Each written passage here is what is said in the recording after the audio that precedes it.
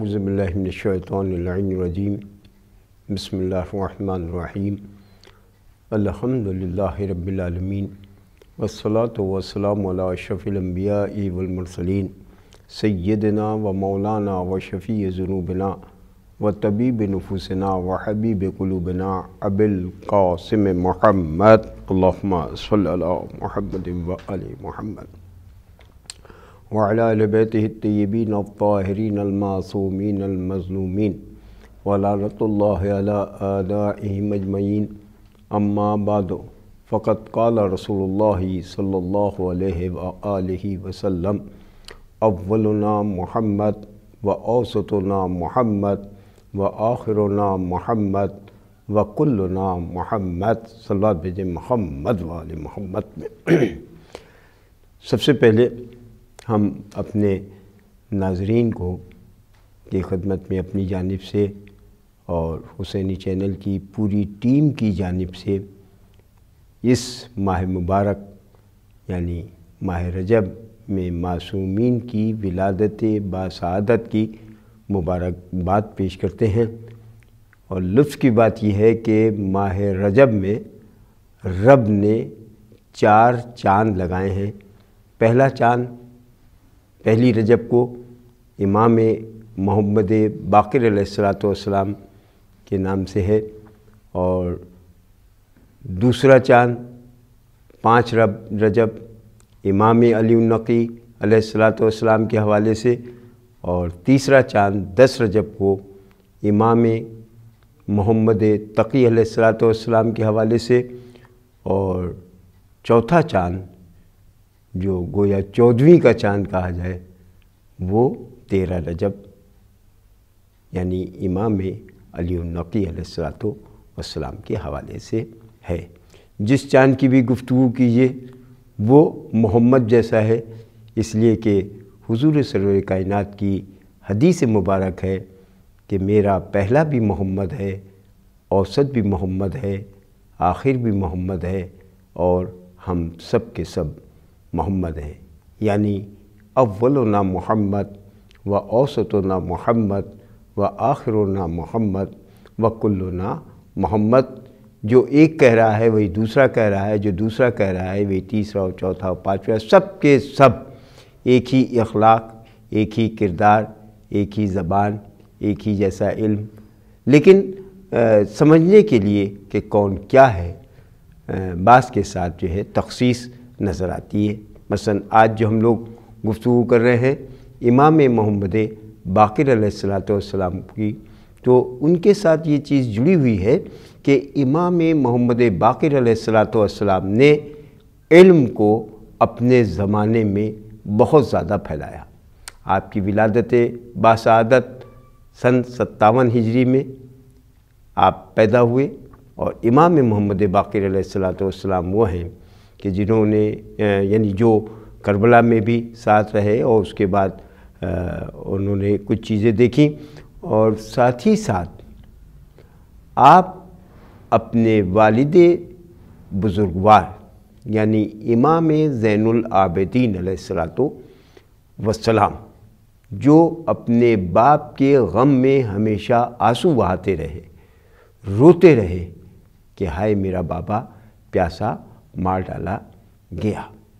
بظاہر لوگوں نے یہ سمجھا کہ چونکہ باپ آنسو بہاتا رہا ہے اس لیے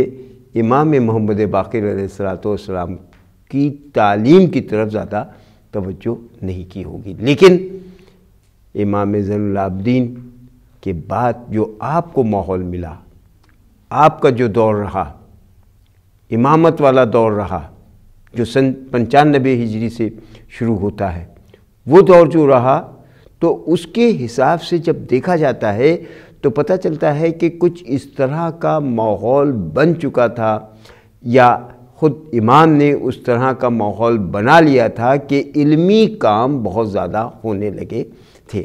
علمی توجہ زیادہ تھی، اور شاید یہی وجہ تھی کہ جب آپ کے بیٹے یعنی امام جعفر صادق علیہ السلام کا دور آیا تو کہا گیا کہ وہ دور علمی لحاظ سے بہت ہی اہم دور تھا، اسی دور میں فزکس، کیمسٹری، بایولوجی، باٹنی، ہر طرح کے طالب علم امام جعفر صادق علیہ السلام کے سامنے زانو ادب طے کیے ہوئے تھے۔ اس سے ایک نتیجہ تو یہ نکلا کہ علمی ماحول امام محمد باقر علیہ السلام نے جو قائم کیا، جو بنایا، وہ آگے چل کر جب امام جعفر صادق علیہ السلام کو ملا تو پتہ چلا کہ انہی کے شاگرد ہر سبجیکٹ میں، جابر ابن حیان دیکھ لیے اور کسی کو دیکھ لیے، کوئی کیمسٹری کا ہے، کوئی الجبرا کا ہے، کوئی فزکس کا ہے، تو اس طرح سے ہر فیلڈ میں جس کی بھی بنیاد کو تلاش کیا جائے گا تو پتہ چلے گا کہ اس میں جو سر فہرست جو نام نظر آئے گا وہ امام جعفر صادق علیہ السلام کا شاگرد، چاہے فقہ میں لے لیے، چاہے ادب میں لے لیے، چاہے سائنسی فیلڈز میں لے لیے، چاہے یعنی فقہ بھی آپ دیکھ لیں، فقہ کچھ ایسا ماحول ہی تو امام محمد باقر جو باقر العلوم کہلاتے ہیں، ہر فیلڈ میں ان کے شاگرد امام ابو حنیفہ، یعنی فقہ میں بھی آپ دیکھیں شاگرد ہیں امام جعفر صادق علیہ السلام کے، اور جب کوئی پوچھ رہا ہے کہ آپ کا علمی دور کتنا ہے تو آپ صرف 2 سال بتا رہے ہیں، اس لیے کہ امام صادق کے سامنے زانو ادب طے کیے ہوئے، اور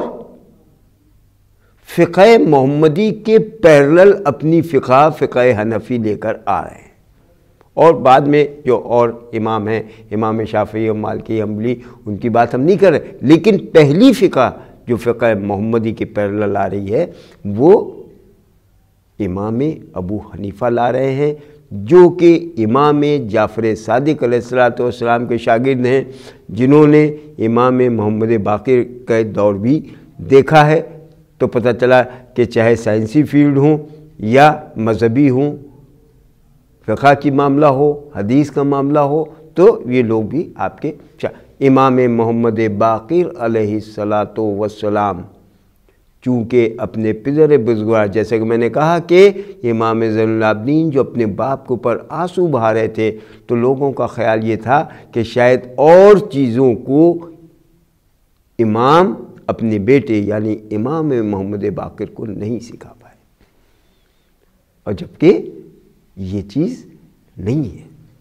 اور آپ کی ایک شان تو یہ ہے کہ آپ کی زوجہ امام حسن علیہ السلام کی بیٹی، اور امام زین العابدین آپ کی ماں جو ہے وہ امام حسن کی بیٹی ہیں، اور باپ امام حسین کی بیٹی یعنی امام زین العابدین۔ تو آپ دیکھیں کہ رشتہ کس طرح سے جڑتا ہوا جا رہا ہے، اور شاید یہ انداز کچھ ایسا تھا کہ انہیں نے کچھ سکھایا نہیں ہے۔ تاریخ ہمیں بتاتی ہے کہ ایک موقع پر دربار میں جو اس وقت کا حاکم وقت تھا، اس نے دربار میں بہت بڑے بڑے تیر اندازوں کو جمع کیا، صرف اس خیال میں کہ ان کے باپ یعنی امام زین العابدین نے جنگ کے آداب تو اپنے بیٹے کو سکھائے ہی نہیں ہوں گے۔ دربار میں بہت بڑے بڑے تیر انداز جمع ہیں، آپ کو بلایا جاتا ہے، دعوت دی جاتی ہے، آپ دربار پہنچتے ہیں، اور پہلے سے چونکہ پلاننگ ہے، پہلے سے چونکہ طے کیا گیا ہے، اس لیے ایک نشانے پر تیر لگانے کی بات کہی جا رہی ہے۔ تیر انداز اپنا اپنا کام دکھا رہے ہیں۔ بادشاہ وقت ایک مرتبہ امام زین العابدین کے بیٹے امام محمد باقر کی طرف متوجہ ہوتا ہے، اور اس کے بعد کہتا یہ ہے کہ کیا آپ کو بھی تیر اندازی کا شوق ہے؟ کیونکہ اس کے ذہن ناقص میں یہ ہے کہ باپ نے آداب حرب اپنے بیٹے کو سکھائے ہی نہیں ہوں گے۔ اگر فقہ، حدیث، رجال کی بات کی ہوگی اور دوسری چیزیں بتائی ہوں گی تو کم از کم آداب حرب، اور کیونکہ کربلا جیسی خونی جنگ ہو چکی ہے، وہ منظر امام زین العابدین دیکھ چکے ہیں، اور آپ بھی کربلا میں موجود تھے، یعنی امام محمد باقر، تو کچھ چیزیں تو ذہن میں ہوں گی۔ تو حرب سے بچنے کے لیے یا اس طرف آگے نہ بڑھنے کے لیے اب ناقص العقل جسے کہہ سکتے ہیں، حاکم وقت یہ سمجھ رہا ہے کہ شاید آداب حرب کہا کہ یہ تیر انداز ہیں، آپ کو بھی تیر اندازی کا شوق ہے، تو امام نے ارشاد فرمایا کہ مجھے مجبور نہ کرو۔ شاید اس کے ذہن میں یہ آیا ہو کہ گویا یہ کہ اپنی لا علمی کا اظہار کرتے ہوئے یہ کہہ رہے ہیں کہ ہمیں مجبور نہ کرو، تو اب ادھر سے اصرار زیادہ ہوا کہ اگر آپ تیر اندازی کا شوق رکھتے ہیں تو آپ بھی۔ اب جب 2-3 بار تکرار ہوئی یہ بات اور وہ یہ سمجھنے لگا کہ شاید اس میں یہ دخل نہیں دینا چاہتے ہیں، یعنی انہیں آداب حرب آتے نہیں ہیں، انہیں تیر اندازی آتی نہیں ہے،